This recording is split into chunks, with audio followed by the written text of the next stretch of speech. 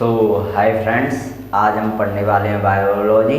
जैसा कि आप सभी जानते हैं और मैं बायोलॉजी ही पढ़ाता हूँ स्पेशली। बट आज हम बायोलॉजी में क्या पढ़ने वाले हैं, पहले हमने सेल का इंट्रोडक्शन पढ़ा था पहली वाली वीडियो में। फिर उसके बाद हमने सेल्स के पार्ट्स और सेल के फंक्शंस समझे थे कि उनके क्या काम होते हैं, और सेल पूरा डिटेल में समझा था। उसके बाद आज हम समझेंगे यूकैरियोटिक और प्रोकैरियोटिक। यूकैरियोटिक और प्रोकैरियोटिक क्या होता है वो मैं अभी आपको समझाऊंगा, और उनमें बहुत ही आसान और बारीकी से तुम्हें डिफरेंट बताने की कोशिश करूंगा कि यूकैरियोटिक प्रोकैरियोटिक में अप्रॉक्स आपको 5 डिफरेंट मैं उन दोनों में बताऊंगा। तो चलिए वीडियो को शुरू करते हैं। अगर आप सेल को डिटेल से समझना चाहते हैं, सेल थ्योरी और सेल के पार्ट, सेल के फंक्शंस को समझना चाहते हैं ढंग से, तो आप हमारी पुरानी वीडियो देख सकते हैं, और उनका लिंक मैं आपको डिस्क्रिप्शन में दे दूंगा। आप डिस्क्रिप्शन में जाकर बहुत ही आसान और बहुत ही अच्छे तरीके से आप बायोलॉजी समझ सकते हैं और सेल को बहुत ही अच्छे से समझ सकते हैं। फ्रेंड्स, चलिए वीडियो को शुरू करते हैं। और आज का हमारा क्या टॉपिक है? आज का हमारा टॉपिक है यूकैरियोटिक एंड प्रोकैरियोटिक। फ्रेंड्स, मैं अब प्रोकैरियोटिक से शुरुआत कर रहा हूँ। ये क्या होता है? प्रोकैरियोटिक क्या होता है? ये प्रारंभिक कोशिकाएं होती हैं, इनमें केंद्रक कला नहीं पाई जाती है। अब मैं इतना लिख रहा हूँ, अभी आप देखिए और समझने का प्रयास कीजिए। Prokaryotic, okay. प्रोकैरियोटिक ये क्या होती हैं? प्रारंभिक कोशिकाएं होती हैं फ्रेंड्स, प्रारंभिक कोशिकाएं होती हैं, और इनमें क्या नहीं पाई जाती है? केंद्रक कला नहीं पाई जाती है। मैं लिख दे रहा हूं, ये प्रारंभिक कोशिकाएं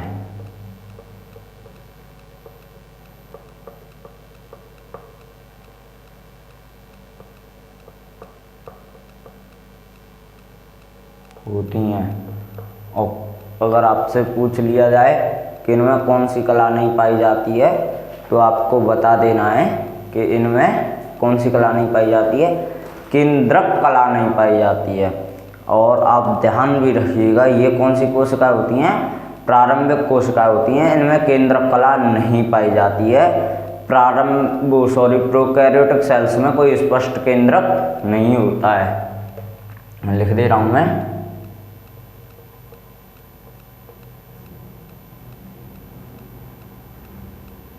इनमें केंद्रक आप समझते ही होंगे, न्यूक्लियस को कहा जाता है।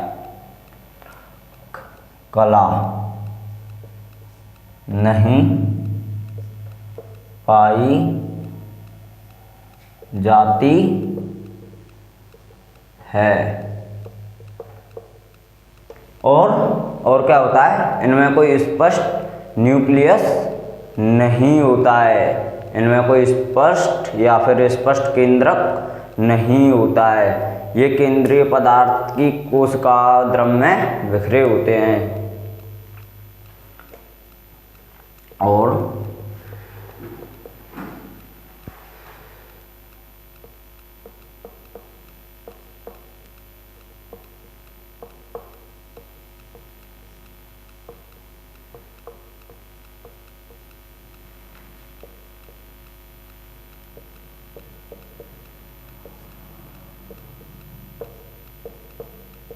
स्पष्ट केंद्रक न्यूक्लियस क्या नहीं पाया जाता डियर फ्रेंड्स? स्पष्ट केंद्रक या न्यूक्लियस नहीं पाया जाता। और ये कहाँ होते हैं?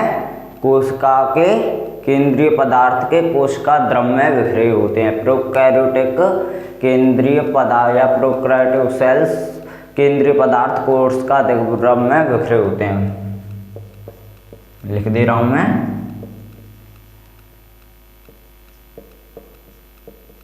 कहाँ बिखरे होते हैं?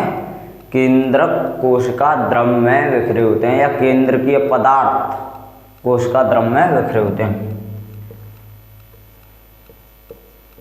केंद्रीय पदार्थ कोशिका द्रव में बिखरे होते हैं। ओके फ्रेंड्स, में बिखरे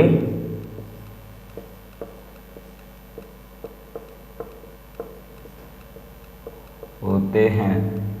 आई hope of you will be understand, आप इतना समझ चुके होंगे। ये केंद्र का द्रव में बिखरे होते हैं, या केंद्र के पदार्थ कोशिका द्रव में बिखरे होते हैं।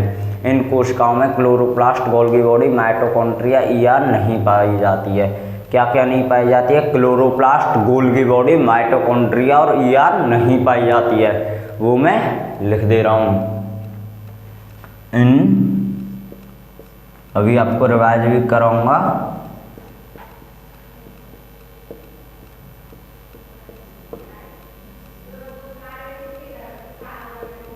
इन कोशिकाओं में क्या नहीं पाया जाता फ्रेंड्स? अभी मैं आपको बता चुका था, क्लोरोप्लास्ट, गोल्गी बॉडी, माइटोकॉन्ड्रिया या सीजीएम, आप इसे शॉर्ट में याद रखते हैं। सो मैं यहाँ पर लिख दे रहा हूँ सीजीएम। इन कोशिकाओं में क्लोरोप्लास्ट,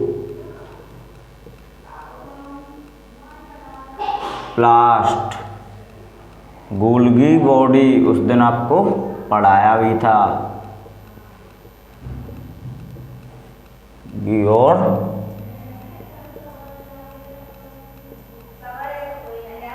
माइटोकॉन्ड्रिया पढ़ाया भी था आपको कि ये पावर हाउस होता है, सेल का एनर्जी देने का काम करती है माइटोकॉन्ड्रिया। और क्या होता है फ्रेंड्स? ईआर नहीं पाया जाता है। और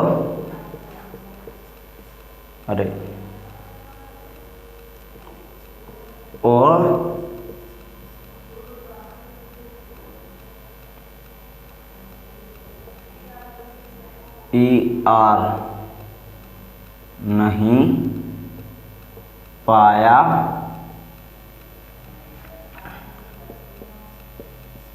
जाता है। आपको बहुत ही अच्छे से समझाने का प्रयास कर रहा हूँ। अब एक बार फिर इसका अब मैं आपको अच्छे से रिवाइज भी करवाऊँगा और इसे अच्छे से समझाऊँगा।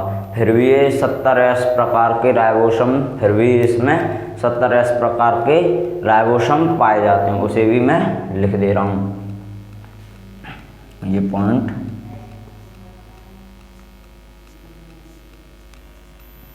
फिर भी इसमें 70S प्रकार के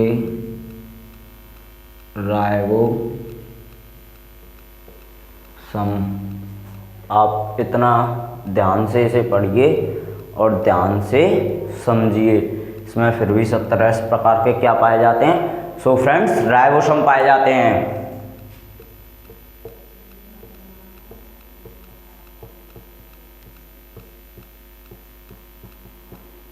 okay, I hope of you will be understand. मैं उम्मीद करता हूँ कि आप इतना समझ चुके होंगे। या नीले हरे शैवाल तथा जीवाणु या बैक्टीरिया में ये कोशिका पाई जाती हैं। किस में पाई जाती हैं? लिख दे रहा हूँ। या नीले शैवाल समझते हो ना, एलगी,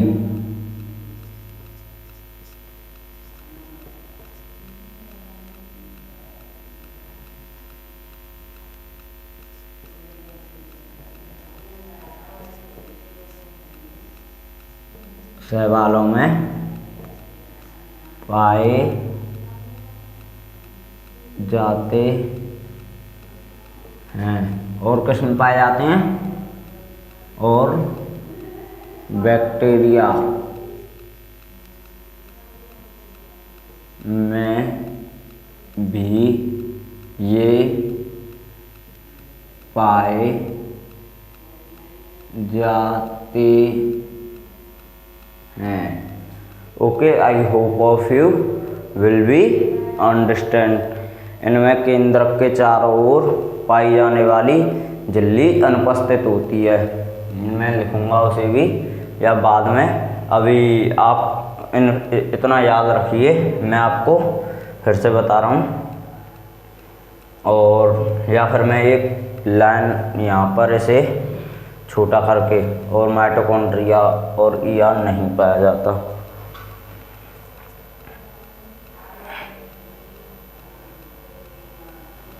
यहाँ पर लिखूंगा, इसे छोटा कर देता हूँ, और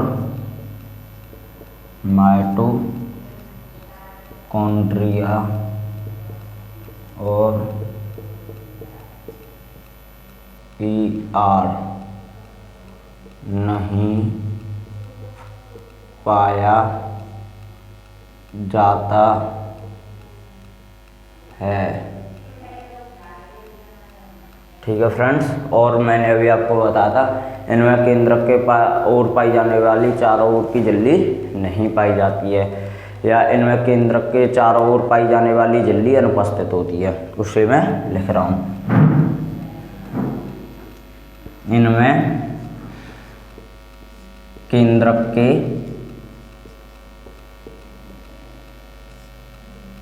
के चारों ओर पाई जाने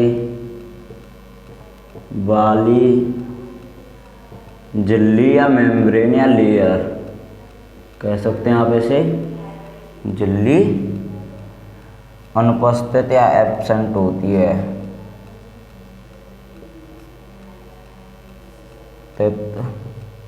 या absent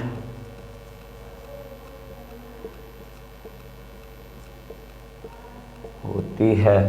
I hope of you will be understand कि मैंने आपको जितना अभी यहाँ पर पढ़ाया है, आपको समझाया है या आपको समझाने का प्रयास किया है, तो आप ये सब समझ चुके होंगे और मैं आपको समझा रहा हूँ, और भी मैं आपको अच्छे से समझाने का प्रयास कर रहा हूँ और आप भी समझ चुके होंगे।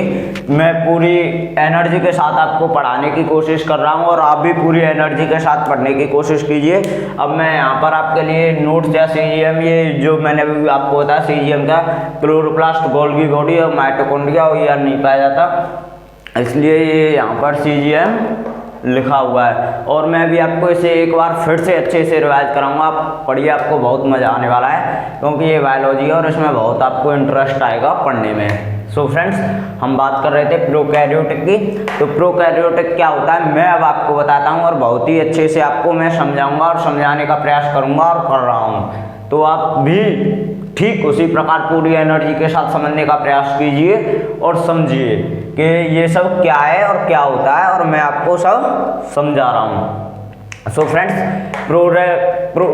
प्रोकैरियोटिक ये प्रारंभिक कोशिकाएं होती हैं, यानी ये कौन सी कोशिकाएं होती है, प्रारंभिक यानी शुरुआत की कोशिका होती हैं। इनमें केंद्रक कला नहीं पाई जाती है, इनमें कोई केंद्रक कला नहीं पाई जाती माय डियर फ्रेंड्स। ओके, और इनमें कोई स्पष्ट केंद्रक या न्यूक्लियस नहीं पाया जाता, क्योंकि आप जानते हैं केंद्रक को इंग्लिश में न्यूक्लियस कहा जाता है और न्यूक्लियस को ही हिंदी में केंद्रक कहा जाता है। तो इनमें कोई स्पष्ट केंद्रक कला भी नहीं होती और इनमें कोई स्पष्ट केंद्रक नहीं पाया जाता है। इसी वजह से शायद इनमें कोई स्पष्ट कला भी नहीं होती। कौन सी कला नहीं होती, कोई स्पष्ट केंद्रक कला नहीं होती है फ्रेंड्स। ओके, और उसके बाद मैं आपको समझा रहा हूँ फिर प्रोकैरियोटिक केंद्रकीय पदार्थ कोशिका द्रव में बिखरे होते हैं। कौन से द्रव में बिखरे होते हैं, केंद्रीय पदार्थ कोशिका द्रव में बिखरे होते हैं। ओके, ये भी आप समझ चुके होंगे। इन यहाँ पर ये पॉइंट है अलग, इन कोशिकाओं में क्लोरोप्लास्ट, गोल्गी बॉडी और माइटोकॉन्ड्रिया और ईआर नहीं पाया जाता है। क्या नहीं पाया जाता है इन कोशिकाओं में? क्लोरोप्लास्ट, गोल्गी बॉडी और माइटोकॉन्ड्रिया और यार नहीं पाया जाता है। इसे आप मैंने यहाँ पर शॉर्ट एक आपको ट्रिक भी बताई है, ये देखिए यहाँ पर मैं लिख भी चुका हूँ, जिसे आप CGM के नाम से भी याद रख सकते हो अगर आप रखना चाहते हो तो। फ्रेंड्स मैं रिपीट कर रहा हूँ इस लाइन को फिर से दोबारा। प्रोकैरियोटिक केंद्रीय पदार्थ कोशिका द्रव्य में बिखरे होते हैं और इन कोशिकाओं में क्लोरोप्लास्ट, गोल्गी बॉडी और माइटोकॉन्ड्रिया और यह नहीं पाया जाता है। और यानी क्लोरोप्लास्ट, गोल्गी बॉडी और माइटोकॉन्ड्रिया को आप इससे भी याद कर सकते हैं, जैसा कि मैं यहाँ पर लिख भी चुका हूँ CGM। ठीक है, अगर आपको याद करना है शॉर्ट से और अच्छे तरीके से तो आप इसे याद कर सकते हैं कि CGM क्या है। C से क्लोरोप्लास्ट हो गया, G से गोल्गी बॉडी हो गया और माइटोकॉन्ड्रिया हो गया M से। और उस दिन मैंने आपको पढ़ाया भी था CGM ये सब क्या होता है। सो फ्रेंड्स आगे बात करते हैं। इनमें केंद्रक के चारों ओर पाई जाने वाली झिल्ली अनुपस्थित होती है। कौन सी झिल्ली अनुपस्थित होती है फ्रेंड्स? समझिए और समझने का प्रयास कीजिए और बेहतर से बेहतर करने का प्रयास कीजिए, क्योंकि बेहतर से बेहतर करने का प्रयास कीजिए। मिल जाए नदी तो समंदर की तलाश कीजिए, क्योंकि टूट जाते हैं शीशे अक्सर पत्थर की चोट से, टूट जाए पत्थर ऐसा शीशा तलाश कीजिए। सो फ्रेंड्स इसी वजह से इसीलिए इनमें केंद्रक के चारों ओर पाई जाने वाली झिल्ली अनुपस्थित होती है। कौन सी झिल्ली अनुपस्थित होती है? केंद्रक के चारों ओर पाई जाने वाली झिल्ली अनुपस्थित होती है। Okay, I hope of you will be understand. फिर भी इसमें 70 S प्रकार के राइबोसोम पाए जाते हैं। कितने S प्रकार के राइबोसोम पाए जाते हैं? 70 S प्रकार के राइबोसोम पाए जाते हैं। ओके, ये कहाँ पाए जाते हैं? यह नीले हरे शैवालों में पाए जाते हैं और बैक्टीरिया में भी पाए जाते हैं। ये नीले हरे शैवालों में और बैक्टीरिया में पाए जाते हैं। किस में पाए जाते हैं? यह नीले हरे शैवालों में और बैक्टीरिया में भी पाए जाते हैं। अब आप इसका स्क्रीनशॉट ले सकते हो या फिर इसे एक बार अच्छे से देख सकते हो। मैं अब आपको इसे समझा भी चुका हूँ और इसका आपको क्या करा चुका हूँ? रिवाइज भी करा चुका हूँ। ओके फ्रेंड्स, सो मैं हो जाता हूँ 1 सेकंड के लिए या 5 सेकंड के लिए शायद, तब तक आप इसे एक बार ध्यान से देखिए और समझने का प्रयास कीजिए।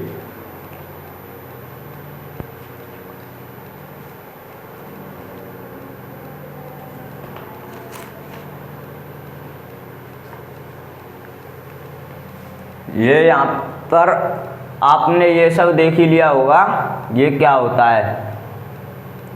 सो फ्रेंड्स अब हम इसे डस्ट करते हैं और अब आपको समझाएंगे क्या? यूकैरियोटिक। ओके, सो अभी हम इसे साफ करते हैं।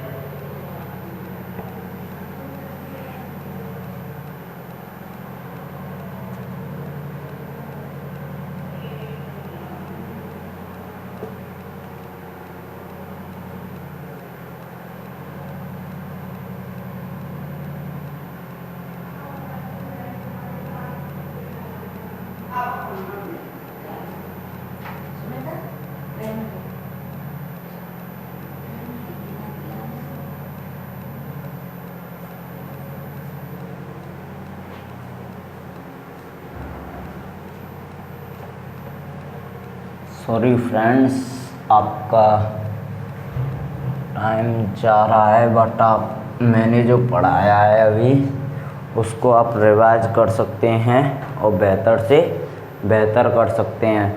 अब मैं आपको क्या समझाने वाला हूँ? अब मैं आपको यूकैरियोटिक समझाने वाला हूँ। ओके, सो फ्रेंड्स हम अब आपको समझा रहे हैं क्या? यूकैरियोटिक।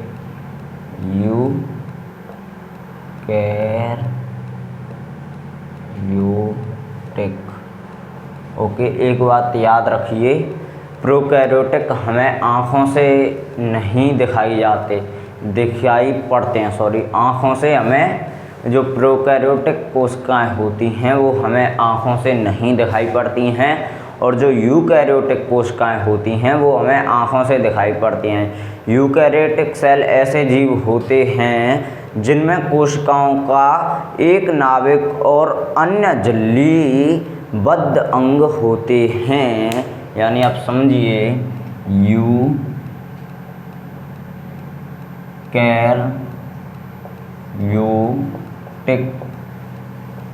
ऐसे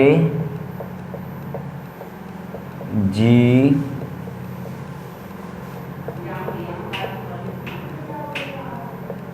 होते हैं। ओके, कैसे जीव होते हैं? सो फ्रेंड्स, ऐसे जीव होते हैं जिन यूकैरियोटिक सेल ऐसे जीव होते हैं जिनकी कोशिकाओं में एक नाभिक और अन्य झिल्लीबद्ध अंग होते हैं। एक नाभिक और अन्य झिल्लीबद्ध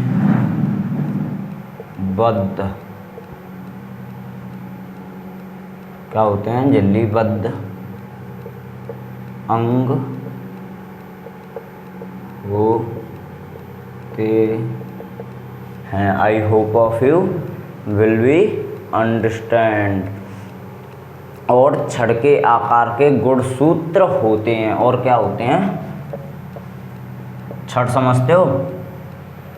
छड़ एक डंडी टाइप स्टिक, और छड़ आकार के क्या होते हैं फ्रेंड्स? ध्यान रखना, गुणसूत्र होते हैं। गुणसूत्र होते क्या होते हैं फ्रेंड्स? गुणसूत्र होते हैं। बस यूकैरियोटिक में इतना ही आप समझिए। इसके बाद मैं आपको दोनों में कुछ बहुत ही अच्छे और बहुत ही अवश्यम डिफरेंस, मैं आपको इनमें डिफरेंस बताने जा रहा हूँ, जो कि आपको, अगर आप अच्छे से वीडियो को भी देखते हैं या एक दो बार इन्हें बोलते भी हैं अपने मन में या किसी को के सामने भी बोलते हैं, तो आपको अच्छे से और बड़ी आसानी से याद हो जाएगा। सो फ्रेंड्स, इसे एक बार समझने का प्रयास कीजिए। यूकैरियोटिक क्या समझा रहा हूँ? प्रोकैरियोटिक मैं इससे पहले बता चुका हूँ। यूकैरियोटिक क्या होता है? यूकैरियोटिक ऐसे जीव होते हैं जिनमें एक नाभिक और अन्य झिल्लीबद्ध अंग होते हैं। कितने नाभिक होते हैं? एक नाभिक और कैसे अंग होते हैं? झिल्लीबद्ध, यानी बंद झिल्ली के अंग होते हैं। कैसे अंग होते हैं? नाभिक, एक नाभिक और झिल्लीबद्ध अंग होते हैं। और इनमें गुणसूत्र किस प्रकार या किस आकार के पाए जाते हैं, तो आप इन्हें याद रखना। और सॉरी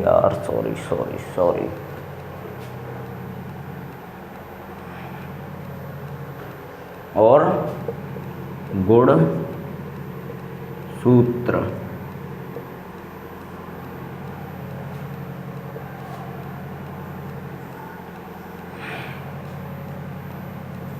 और छड़ आकार के गुणसूत्र होते हैं। सो फ्रेंड्स, किस आकार के गुणसूत्र होते हैं? सो छड़ आकार के गुणसूत्र होते हैं। किस में होते हैं?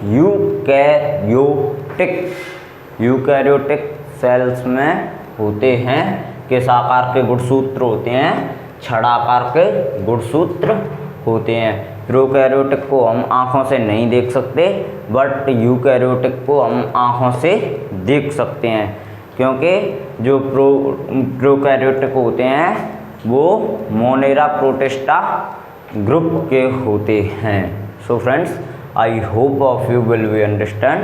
मैं उम्मीद करता हूँ कि इतना आप समझ चुके होंगे, ऐसी मुझे आशा है। अब मैं इसे साफ कर रहा हूँ। सॉरी, बट मैंने, अगर आपने इसका स्क्रीनशॉट नहीं लिया तो आप वीडियो को पॉज करके या वीडियो को 10 सेकंड पीछे करके और फिर वीडियो को पॉज करके आप इसका स्क्रीनशॉट ले सकते हैं और आप इसे आसानी से और बड़े अच्छे तरीके से समझ सकते हैं।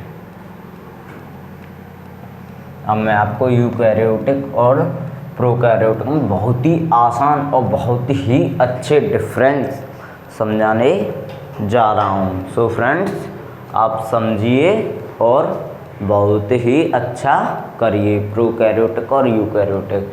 So friend, difference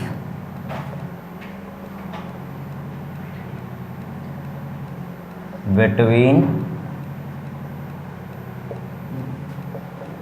prokaryotic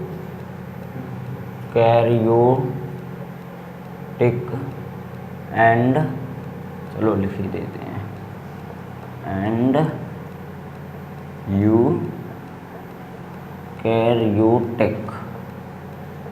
okay, अब मैं आपको समझा रहा हूँ।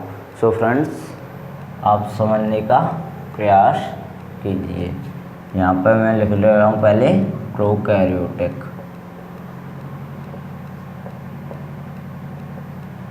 और यहाँ पे यूकैरियोटिक। ओके, अब पहली बात, बीच में एक लाइन, 2 पार्ट सब हो चुके हैं और आप समझिए। पहला, प्रोकैरियोटिक। ओके, प्रोकैरियोटिक क्या समझा रहा हूँ, प्रोकैरियोटिक सेल्स आर यूनिसेल्यूलर। अब इसमें फिर क्या हो जाएगा, यूकैरियोटिक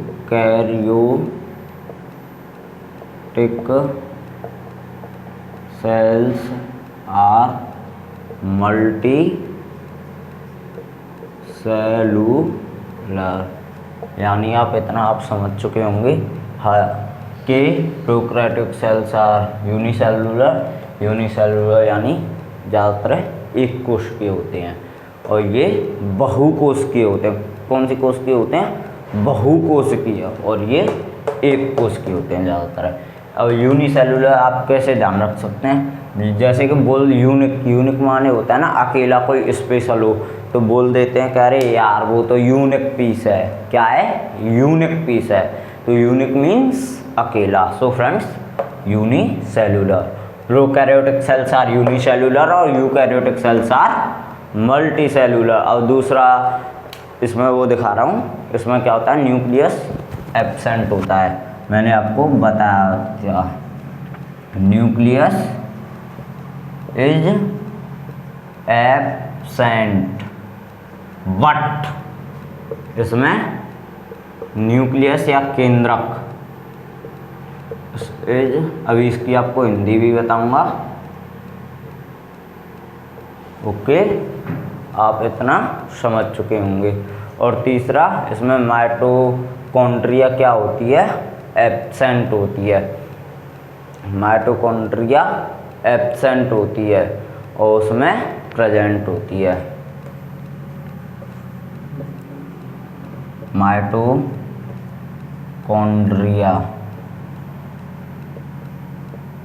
आर एब्सेंट इन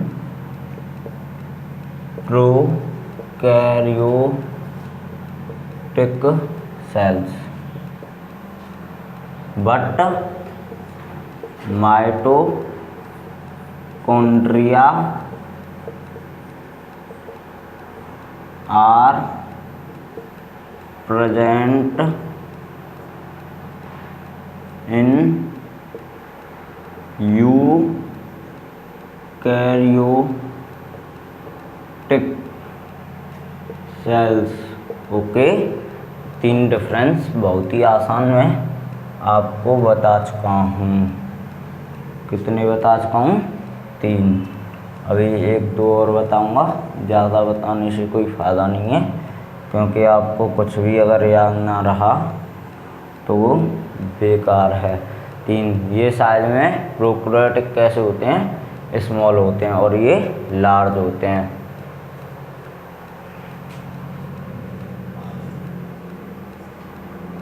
क्योंकि ये छोटे होते हैं।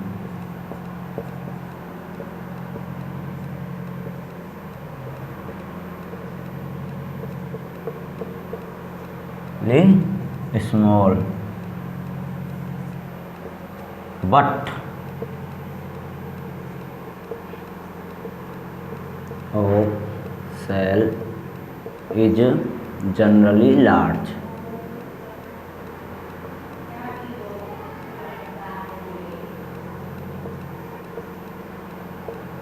ओके, अब हम यहाँ भी एक लाइन कर देते हैं और इसमें 5वां स्मॉल राइबोसोम्स। कैसे राइबोसोम पाए जाते हैं? स्मॉल।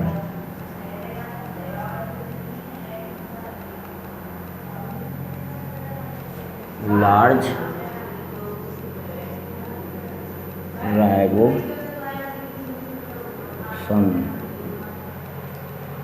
ओके, सो फ्रेंड्स, अब हम आपको इतना बता चुके हैं और आपको मैं अच्छे से बता रहा हूँ और इसे अच्छे से समझाने का आपको फिर से एक बार प्रयास कर रहा हूँ। और अब आपको इसकी हिंदी भी बता रहा हूँ और मैं आपको बहुत ही अच्छे से यूकैरियोटिक प्रोकैरियोटिक क्या होता है बहुत ही अच्छे से और बहुत ही एनर्जी के साथ मैंने आपको समझाने का प्रयास किया है। और आई होप, मैं उम्मीद करता हूँ कि आपने भी पूरी एनर्जी के साथ समझने का प्रयास किया होगा।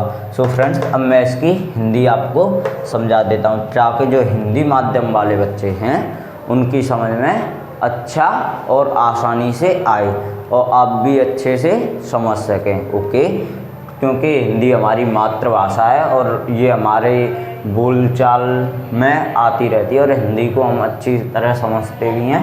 सो इसलिए फ्रेंड्स, हम इंग्लिश से जल्दी हिंदी को याद करने में सक्षम हैं। Okay, so friends, prokaryotic cells are unicellular. Unicellular क्या होता है? एक कोशिकीय।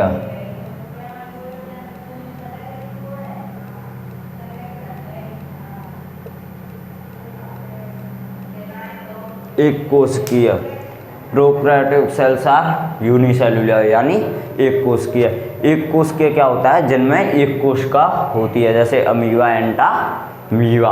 अमीबा इसका बेस्ट एग्जांपल, एंटामीबा भी है।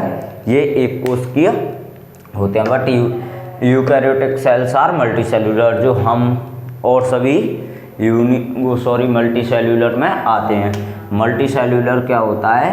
बहुकोशिकीय। बहुकोशिकीय। बहुकोशिकीय इसमें इतना आपको समझ में आ चुका होगा।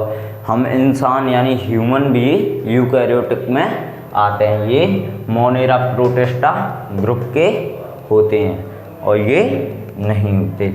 और इसमें क्या होता है? न्यूक्लियस। न्यूक्लियस इज एब्सेंट, यानी न्यूक्लियस अनुपस्थित होता है। किसमें? प्रोकैरियोटिक में। और यूकैरियोटिक में न्यूक्लियस इज प्रेजेंट, यानी न्यूक्लियस यानी केंद्रक उपस्थित होता है। और इसमें केंद्रक अनुपस्थित होता है, अनुपस्थित और इसमें उपस्थित। और mitochondria are absent in prokaryotic cells. Prokaryotic cells में माइटोकॉन्ड्रिया नहीं होती है। माइटोकॉन्ड्रिया आपको मैं सेल समझाते समय आपको समझा ही चुका था कि ये क्या काम करती है? सेल को एनर्जी यानी ऊर्जा देने का काम करती है। इसीलिए माइटोकॉन्ड्रिया को पावर हाउस ऑफ सेल भी कहा जाता है। और इसमें mitochondria are present in eukaryotic cells, यानी जो यूकैरियोटिक कोशिका होती हैं उनमें माइटोकॉन्ड्रिया उपस्थित होती है। और माइटोकॉन्ड्रिया अनुपस्थित किसमें होती है? प्रोकैरियोटिक में। किसमें? प्रोकैरियोटिक में। और उपस्थित किसमें होती है? यूकैरियोटिक में। Okay, size of cell generally small. स्वाभाविक सी बात है, इसका प्रोकैरियोटिक छोटा है तो इसका साइज कैसा होगा? छोटा होगा। और इसका यूकैरियोटिक बड़ा है तो इसका साइज भी क्या होगा? बड़ा होगा। और इसका क्या होगा? छोटा होगा। और इसमें जब ये खुद छोटा है तो इसमें राइबोसोम भी कैसे पाए जाएंगे? छोटे पाए जाएंगे। छोटे कैसे? छोटे। और इसमें ये खुद बड़ा है तो इसमें राइबोसोम भी कैसे पाए जाएंगे? बड़े पाए जाएंगे। So I hope of you will be understand, कि मैं ऐसी उम्मीद करता हूँ कि आप इतना समझ चुके होंगे जो मैंने समझाया है और आपको बहुत ही अच्छे से समझाने का प्रयास किया है। और आप एक बार इसका स्क्रीनशॉट भी ले सकते हैं और इसे अच्छे से दोबारा से समझ सकते हैं, या इस वीडियो को जब तक देखते रहिए तब तक आपको समझ में ना आए। और अगर आपको फिर भी कोई डाउट लगता है तो आप मुझे कमेंट में बता सकते हैं। मैं पूरी कोशिश नहीं करूँगा, उसका 100% उसका रिप्लाई देकर आपको अच्छे से और अच्छे से समझाने का प्रयास करूँगा, और फिर उस टॉपिक पर वीडियो बनाने की भी मैं कोशिश करूँगा। अगर आप सेल के इंट्रोडक्शन को और सेल को अच्छे से, इस चैप्टर को आप समझना चाहते हैं, तो हमारी इन तीनों वीडियो को आप देखिए। आपकी सेल बहुत ही अच्छे से समझ में आएगा और आप इसमें पूरे से पूरे स्कोर कर पाएंगे। सो फ्रेंड्स, आज के लिए बस इतना ही। मिलते हैं आपसे नेक्स्ट वीडियो में। आप बने रहिए हमारे साथ, और ऐसे ही बायोलॉजी पढ़ने के लिए और भी सब्जेक्ट पढ़ाएंगे, और ऐसे ही बायोलॉजी पढ़ने के लिए, बट अभी बायोलॉजी पढ़ा रहे हैं, तो आप बायोलॉजी पढ़ने के लिए हमारे channel free knowledge by SD को सब्सक्राइब कर सकते हैं, और वीडियो अच्छी लगी हो तो वीडियो को लाइक कर सकते हैं। और कुछ आपको क्वेश्चन है, अगर कोई डाउट है तो कमेंट में बता सकते हैं। So friends, thanks for